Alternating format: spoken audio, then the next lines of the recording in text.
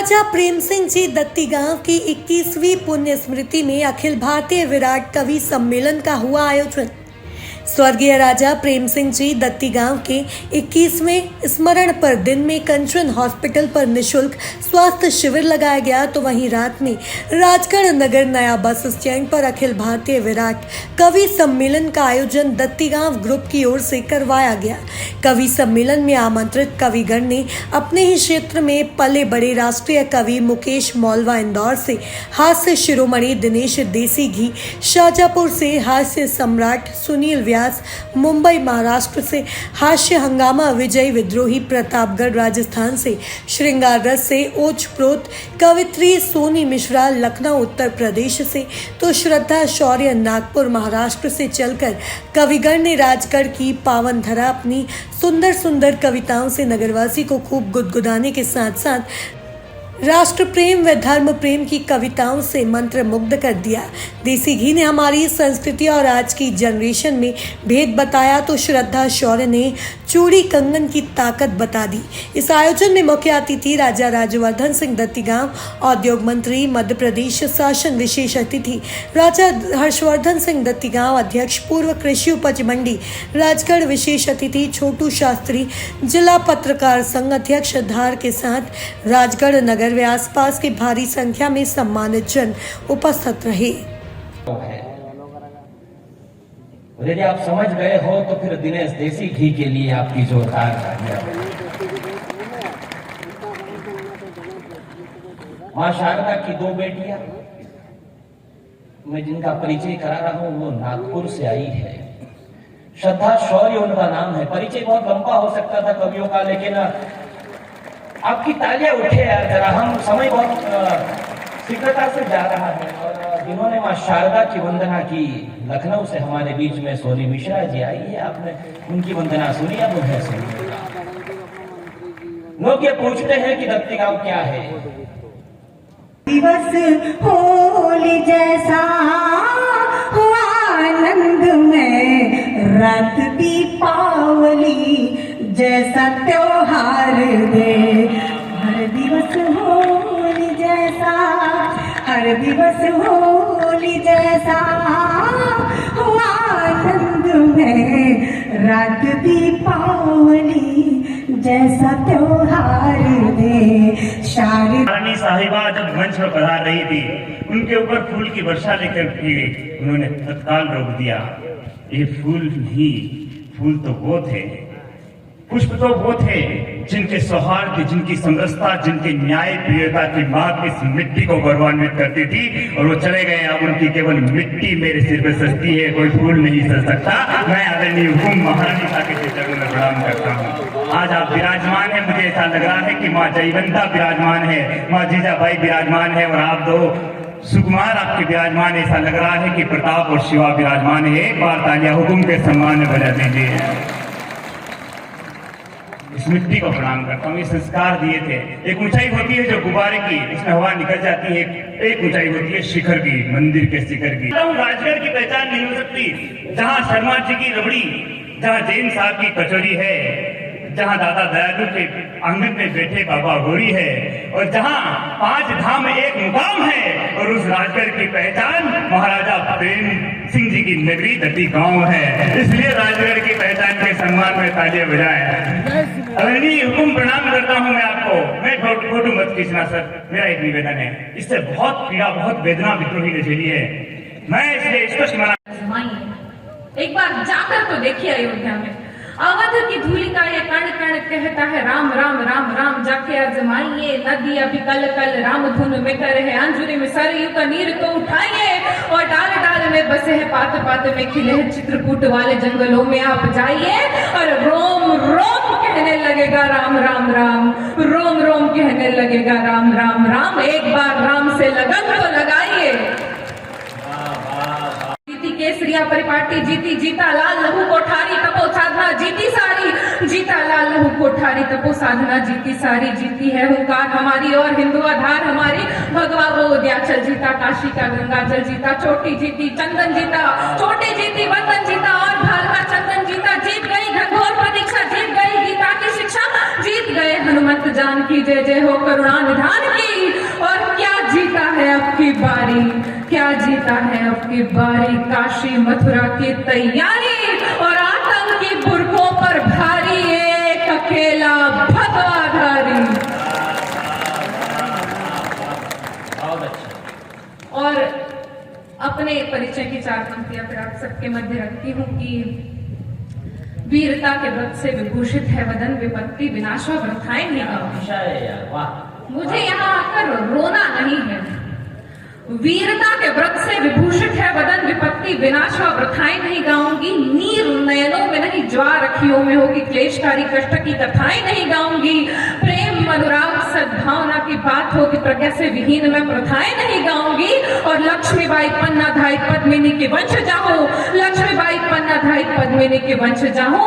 लड़के मरूंगी पर व्यथाएं नहीं गाऊंगी, लड़के मरूंगी पर व्यथाएं नहीं गाऊंगी। कलियों से कोमल हाथों का आधार दिखाई देती है, तलवारों के बीच दांचती धार दिखाई देती है। रणचंडी का वैरण बेटी वार दिखाई देती है, जगजननी इस जीवन का सब सार दिखाई देती है। अगले तो नंगारों का आगार दिखाई देती है, धर्म ध्वजा को हाथ लिए प्रतिकार दिखाई देती है। चट्टाने चिंगारी और अंगार दिखाई देती है, और तुमको चाहे निर्बल का श्रृंगार दिखाई देती हो, लेकिन मुझको ये चूड़ी हथियार दिखाई देती है। और इसी परिप्रेक्ष्य में एक और शंक रखती हूँ कि क्या पर बन अवरोध खड़े, कुछ कुटिल काल के नमी आई है, शकुनी से शैतान बड़े। हमको अपनी बेटियों को खुद की रक्षा खुद करना सिखाना होता।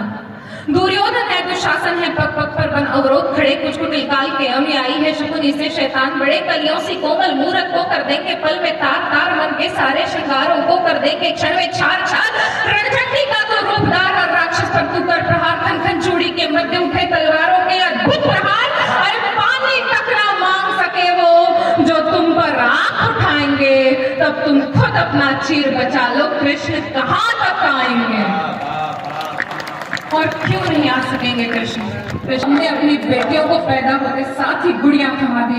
यदि हमने उसे माँ भवानी का, माँ काली का रूप दिखा दिया होता तो शायद वो कमजोर नहीं पड़ती।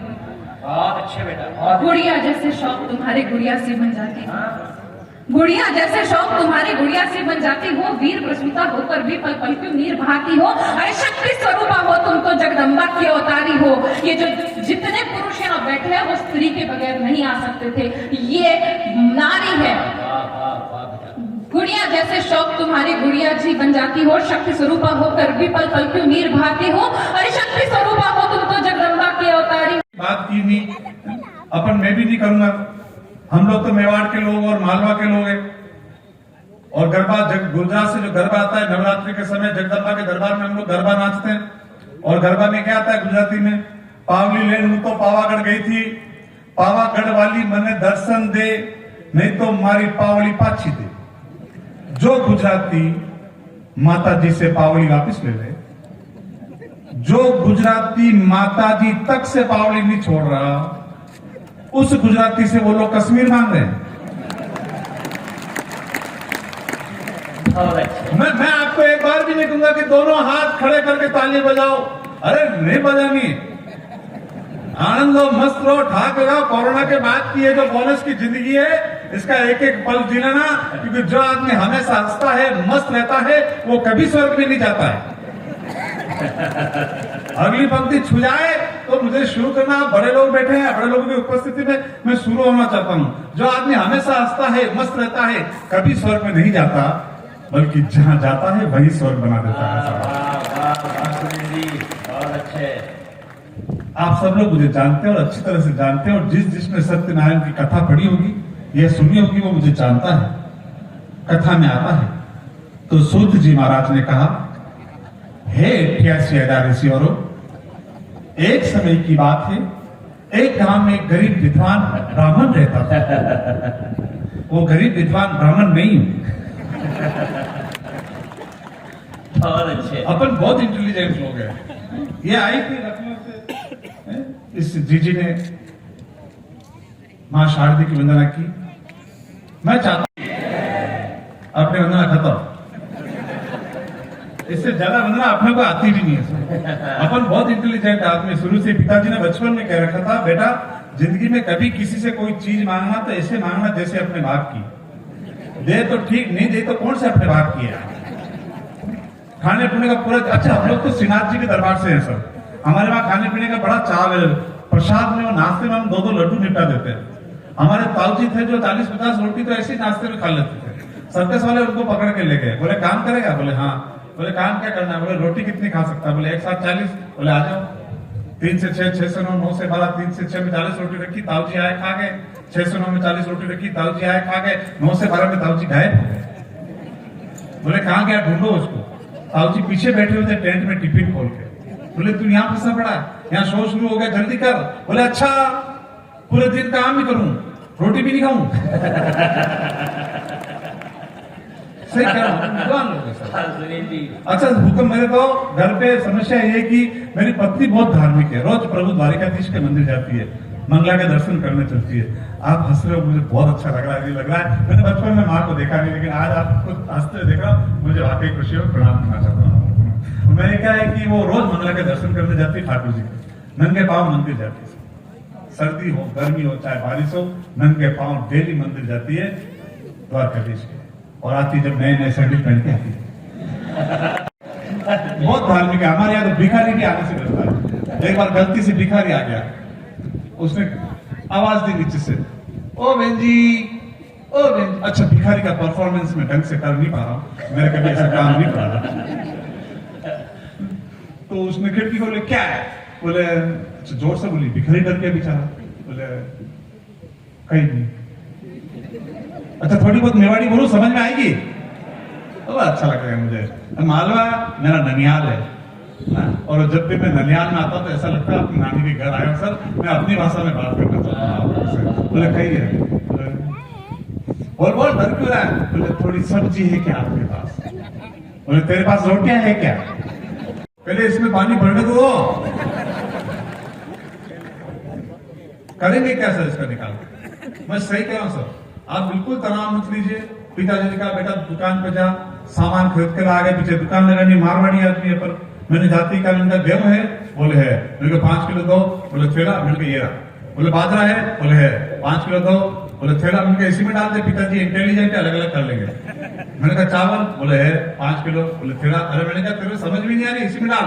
तीनों सामान एक ही थैले में लेके जाने लगा। दुकानदार बोले रे भाई पैसे, मैंने कहा पैसा 1 तारीख को, बोले उधार में धंधा नहीं करता, मैंने कहा नहीं करता तो तेरा माल। बोले ले जा, मेरे पिताजी इतने इंटेलिजेंट नहीं है सर। सही कह रहा हूं, जब इतना पढ़ा लिख लिया तो जिला शिक्षा अधिकारी आए, बोले सुनील जी आप इतने पढ़े लिखे विद्वान आदमी हो, हमारे साथ स्कूल चेक करवा चलो। मैंने कहा चलो। हम एक गांव खेड़े के स्कूल में गए, जाते ही मैंने 7वीं क्लास के छोरे से कहा, छोरा खड़ा हो रहा है, 2 का पहाड़ा सुनाना। छोरा इंटेलिजेंट था, खाकी हाफ पैंट और सफेद शर्ट, हमारे राष्ट्रीय गढ़ व्यवस्थित, वो जो खड़ा हो गया खाकी हाफ पैंट पकड़, बोले बोलू, मैंने कहा बोल,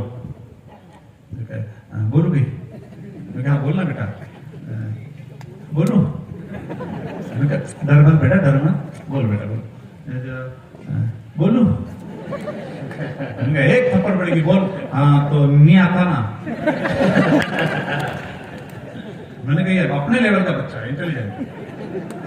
मैंने 8वीं क्लास के बच्चे से कहा तू खड़ा, वो बच्चा मुझसे भी ज्यादा इंटेलिजेंट था, वो शुरू हो गया, do it and do do it डाल।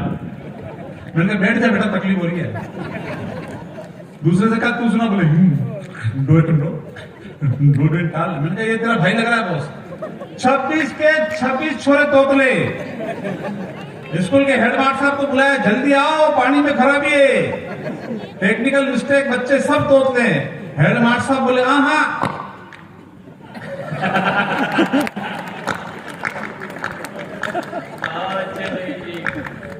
मैं कुछ साल पहले स्कूल में फिजिकल टीचर था, पीटीआई, जो बच्चे को खिलाते, पीटीआई था सर। 70,000 तनख्वाह थी उसको, 35,000 सावधान की, 35,000 विश्रांत की। तो सर मेरे को तो पिताजी ने बचपन में समझा रखा था सर। अच्छा मैं एकमात्र लड़का हूं मेरे गांव का, लगातार 4 साल तक 8वीं बी का मॉनिटर था। बहुत अच्छा। मेरे पिताजी ने कहा बेटा कभी किसी को अलग नहीं करना। हमारे जो कोर्स की किताबें थी जिनके पन्ने चिपके हुए थे, हमने कभी उसको अलग करने की कोशिश नहीं की। सही कह रहा हूं। और जब 4 बार 8वीं पढ़ने के बाद प्रिंसिपल साहब, हेडमास्टर जी खुद मेरे पास आए और उन्होंने कहा बेटा हाथ जोड़ो। हाथ जोड़ने के तरीके अलग अलग होते हैं।